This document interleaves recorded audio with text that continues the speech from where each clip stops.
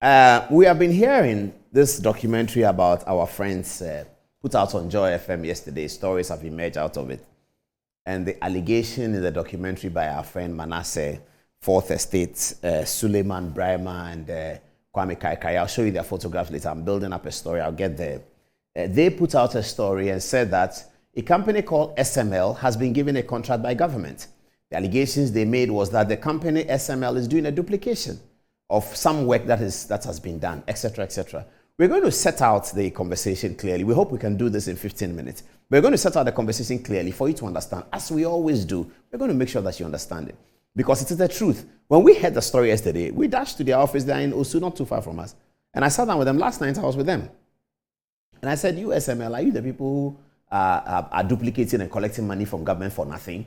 Well, they laughed and said, okay, come in. I went in with my people. We sat down, opened the books. Let's see what is there. Then they showed us. Okay, we're quite convinced and satisfied that what they are telling us is true. So we're going to share it with you. Okay, so the Ghana situation of how you get fuel into your car is what I'm going to describe to you. And then I'll show you what happens after that. So let's get started. Madam Timer, please get started now. All right, let's get started. This is the truck, this is the tank, and this is the pump.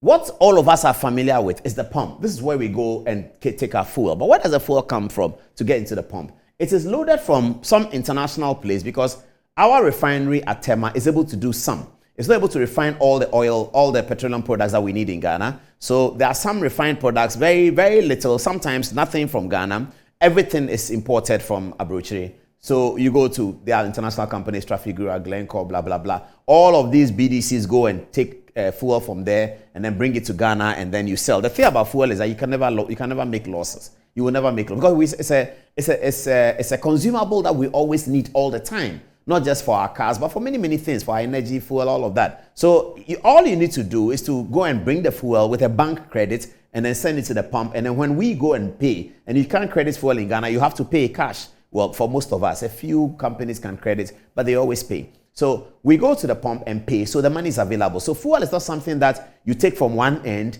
and it will remain in your hand. Once you take it from the other end, you'll be able to dispose of it at the other end and get your money. So that's fuel. It's a very good business. So this is how it comes. So tanks, fuel comes in here, into these tanks. Some are privately owned, some are owned by companies, some are owned by different people. But this is the real McCoy of the business. Whoever has a tank farm is the controller of the business. He is king. Tank farm is king in the petroleum distribution chain. The tank farm is king. Okay, so it comes into the tank here. And then it goes into the truck, the fuel truck. And then the fuel truck then distributes it to the pump. Okay, so let's discuss the question of taxation. What governments have done over the years all over the world is that they put taxes on petroleum because that's one of the surest ways to get money. So when you buy petrol for X amount, there's an amount that you pay at the pump, which is not just for the petrol. When they build the petrol and you say 1 gallon is water and they say 1 gallon is 3 cedis and you pay 3 cedis, that 3 cedis is more than the cost of the actual fuel. Government has put taxes on it because government needs to raise money. All over the world, governments do that. From time immemorial, governments do that. So when you buy fuel for 5 cedis, you have paid maybe 2 cedis as taxes and 3 cedis for the fuel. So you go to the pump and you say, I want 3 gallons. And they say 3 gallons is 15 cedis. It's not 15 cedis. 3 gallons may be 9 cedis. But there's the tax buildup that makes it 15 cedis. So whatever they tell you at the pump is the price of the fuel plus the taxes that government has imposed on it through parliament and through other levies here and there. So you pay sanitation levy, this, that. All of that goes through parliament and it's approved. So at the pump, what you pay, the pump people take their money and then they here give the rest to government. Okay, what about the one who has the tank farm? He's the big player. And I said before that the tank farm is king in the petroleum distribution chain. So the tank farm guy, he takes fuel from here and he distributes fuel to the truck to go. When he is done, however much fuel he distributed to the trucks, he declares it to the Ghana Revenue Authority. He said, I distributed fuel of 100 million gallons to the truck, is gone. So the money will come back to me. 100 million gallons will come back to me and I owe you taxes. So the Ghana Revenue Authority goes to this guy and says, how much fuel did you distribute? He says, I distributed X. And based on that X, he's taxed. The question here then is, the declaration. The declaration that is made by this tank farm man about how much fuel he has put here always becomes the problem. So I'm trying to explain the problem. So you are sitting in Ministry of Finance. Tank farm man says, I distributed 100 million. Okay. He actually tells that information to the National Petroleum Authority. He does. He gives that information to the NPA. And then the NPA will give it to the GRA. And then that's how he stacks. This is the situation. GRA and government become worried that how do we know that when the guy says to NPA that I distributed 400 million gallons or metric tons, it is actually 400 million because the declaration that he's making for the purposes of taxation. And knowing human beings and given the way we all are, it is very likely that human beings are going to be tempted that something that they are declaring for the purpose of taxation, they will under-declare. That's the situation. Human beings will be tempted to under-declare whatever, and that's human nature. It's not a problem.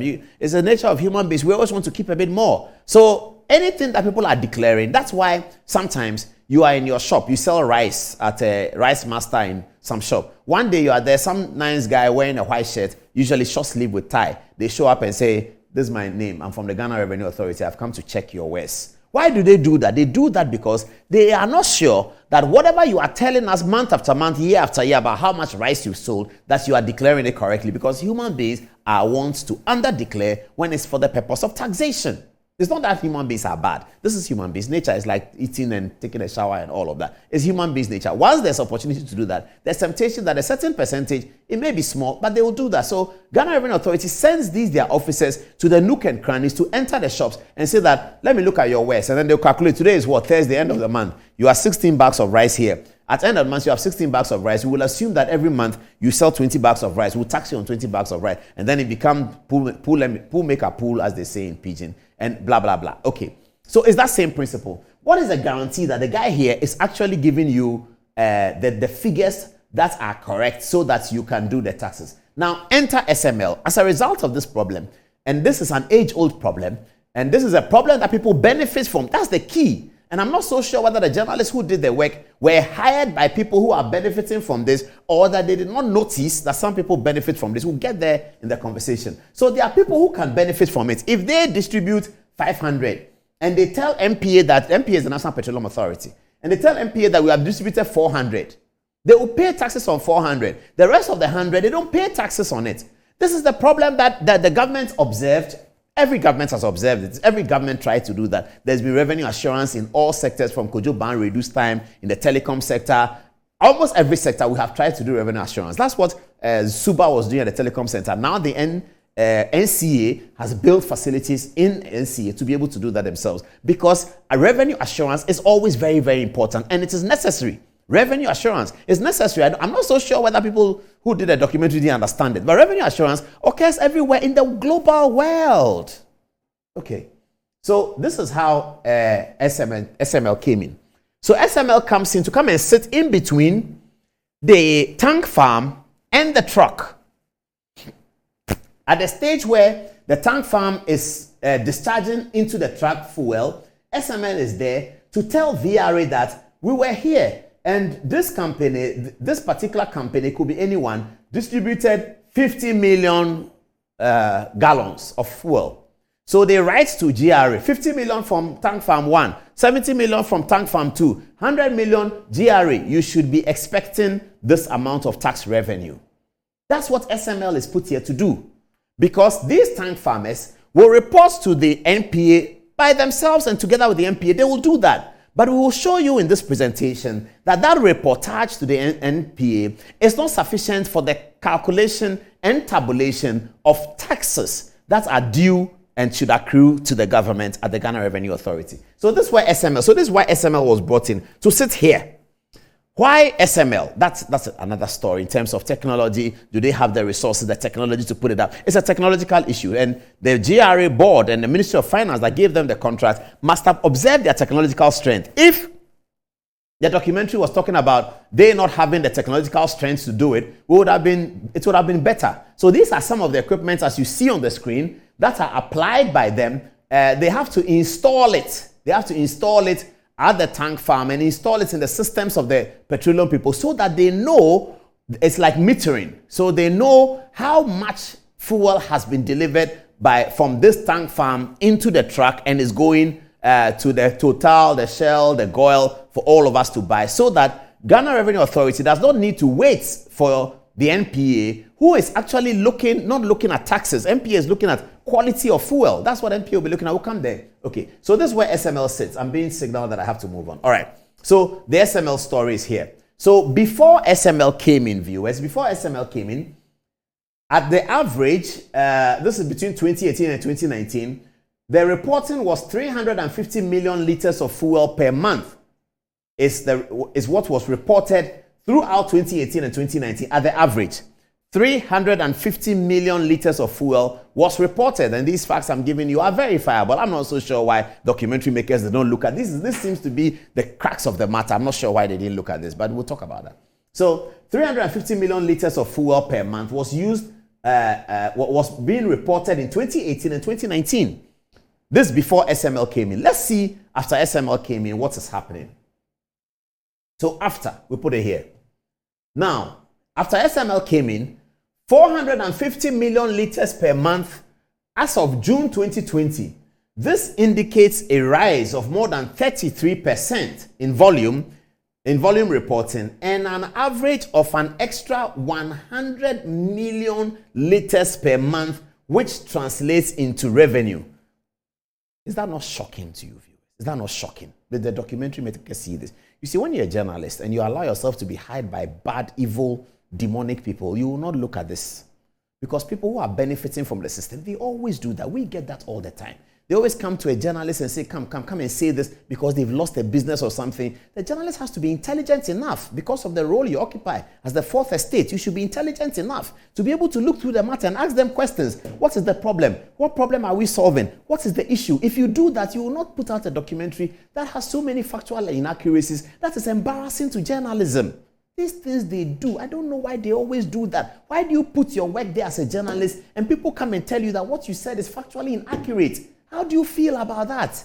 I don't even get it. A serious work, if you are joking about something, I said Solomon Mengo went to Presec, he went to Bishop Herman, that's okay. But you put up your work, like the work we do, all the documentaries we do, you put up your work and then somebody comes and says, this one is factually wrong. Something that could have been checked. That's something that ought to have been aware. You ought to have been aware. Something that was within your disposal. When you do that, you embarrass the profession. People look at us and they disrespect us because they think we are not intelligent.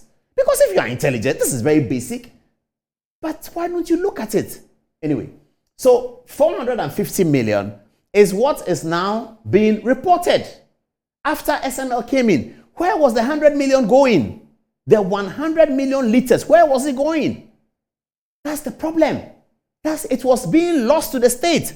And the Minister of Finance of Ferrata and his people come in and said, look, we are going to do assurance. And it's done in many parts of the world. The reason why you can't do that in England and you can't do it in America, they have quality assurance right there. And it's reported, sometimes published on websites all over the place. This is what has happened. 450 million is what is being reported now. Plus one whole 100 million liters was not being reported.